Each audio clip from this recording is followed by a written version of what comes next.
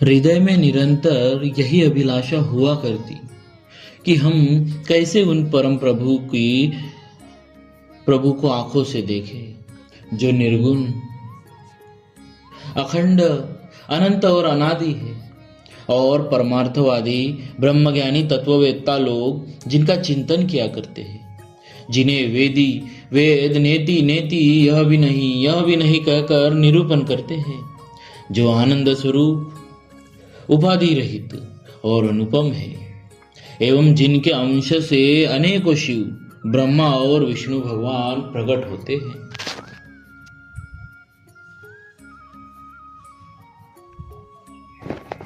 ऐसे महान प्रभु भी सेवक के वश में है और भक्तों के लिए दिव्य लीला विग्रह धारण करते हैं। यदि वेदों में यह वचन सत्य कहा है तो हमारी अभिलाषा भी पूर्ण होगी।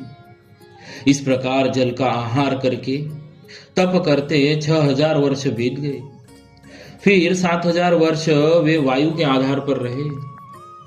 10,000 वर्ष तक उन्होंने वायु का आधार भी छोड़ दिया। दोनों एक पैर से खड़े रहे। उनका अपार तप देखकर ब्रह्मा, विष्णु और शिव जी कई बार मुनि जी के पास आए। उन्होंने इन्हें अनेक प्रकार से ललचाया और कहा कि कुछ वर मांगो। पर ये परम धैर्यवान राजा रानी अपने तप से किसी की डिगाए नहीं डिगे। यद्यपि उनका शरीर हड्डियों का ढांचा मात्र रह गया था, फिर भी उनके मन में जरा भी पीड़ा नहीं थी। सर्वज्ञ प्रभु ने अनन्य गति आश्रय वाले तपस्वी राजा रानी को निज दास जाना। तब परम गंभीर और कृपा रूपी अमृत से सनी हुई यह आकाशवाणी हुई कि वर मांगो। मुर्दे को भी जिला देने वाली यह सुंदर वाणी कानों के छिद्रों से होकर जब हृदय में आई, तब राजा रानी के शरीर ऐसे सुंदर और हष्टपुष्ट हो गए मानो अभी घर से आए हो।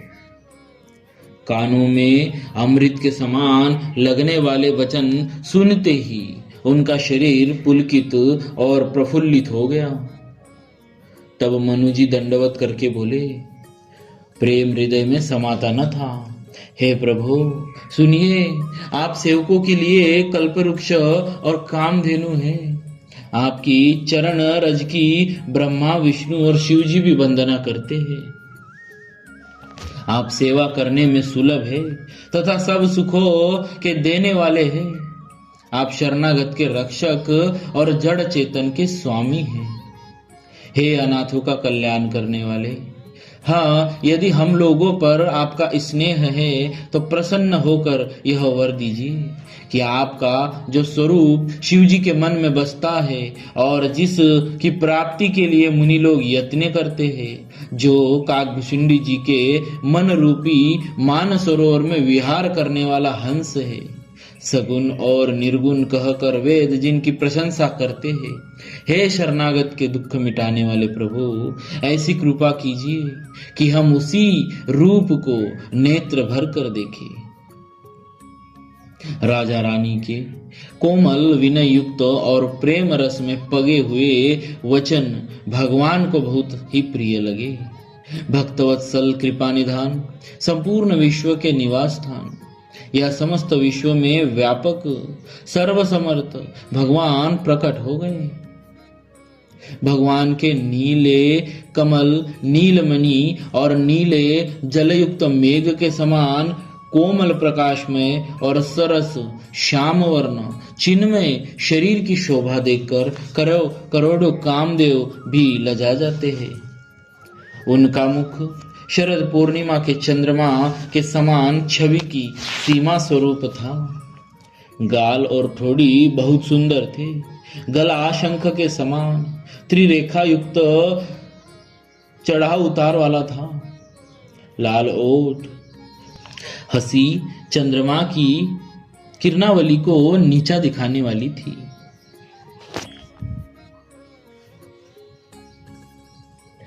नेत्रों की छवि नए खिले हुए कमल के समान बड़ी सुंदर थी। मनोहर चितवन जी को बहुत प्यारी लगती थी। टेढ़ी बौहे कामदेव के धनुष की शोभा को हरने वाली थी। ललाट पर प्रकाश में तिलक था, कानों में मकराकृत मछली के आकार के कुंडल और सिर पर मुकुट सुशोभित था। टेढ़े घुंघराले वाले बाल ऐसे सघन थे मानो भौरे के झुंड हो। हृदय पर श्रीवत्स सुंदर वनमाला, रत्न जटित हार और मणियों के आभूषण सुशोभित थे। सिंह की सी गर्दन थी, सुंदर जनेऊ था। भुजाओं में जो गहने थे वे भी सुंदर, हाथी की सूंड के समान उतार चढ़ाव वाले सुंदर भुजादंड थे। कमर में तरकस और हाथों में बाण और धनुष शोभा पा रहे थे। स्वर्णवर्ण का प्रकाश में पीतांबर बिजली को लजाने वाला था। पेट पर सुंदर 3 रेखाएं त्रिवली थी। नाभि ऐसे मनोहर थी मानो यमुना जी के भौरों की छवि को छीन लेती हो, जिनमें मुनियों के मनरूपी भौरे बसते हैं। भगवान के उन चरण कमलों का तो वर्णन ही नहीं किया जा सकता। भगवान के बाएं भाग में सदा अनुकूल रहने वाली शोभा की राशि, जगत की मूल कारण रूपा आदि शक्ति श्री जानकी जी सुशोभित है, जिनके अंश से गुणों की खान अगणित लक्ष्मी, पार्वती और ब्रह्माणी त्रिदेवों की शक्तियां उत्पन्न होती है, तथा जिनकी भौहे के इशारे से ही जगत की रचना हो जाती है। वही भगवान की स्वरूपा शक्ति श्री सीता जी श्री रामचंद्र जी की बाई ओर स्थित है। शोभा के समुद्र श्री हरि के रूप को देखकर मनुष्य शत्रुपा जी नेत्रों के पट पल के रोके हुए एकटक स्तब्ध रह गए।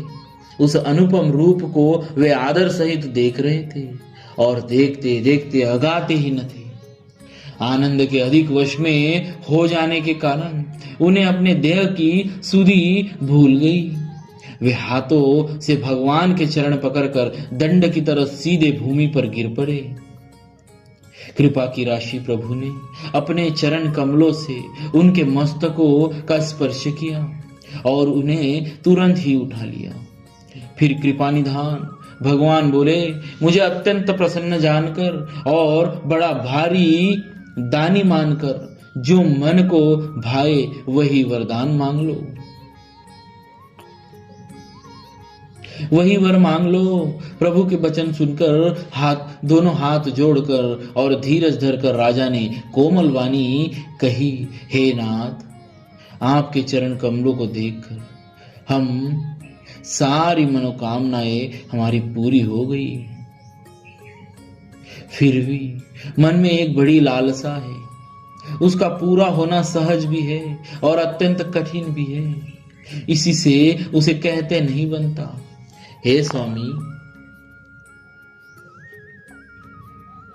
आपके लिए तो उसे पूरा करना बहुत सहज है, पर मुझे अपनी कृपणता दीनता के कारण यह अत्यंत कठिन मालूम होता है। जैसे कोई दरिद्र कल्प वृक्षों को पाकर भी अधिक द्रव्य मांगने में संकोच करता है, क्योंकि वह उसके प्रभाव को नहीं जानता, वैसे ही मेरे हृदय में संशय हो रहा है। हे स्वामी, आप अंतर्यामी हैं, इसीलिए उसे जानते ही है। मेरा वह मनोरथ पूरा कीजिए। भगवान ने कहा, राजन, संकोच छोड़कर मुझसे मांगो, तुम्हें न दे सकूं ऐसा मेरे पास कुछ भी नहीं है। बोलिए श्री सीताराम जी महाराज की जय। श्री भक्तवत्सल भगवान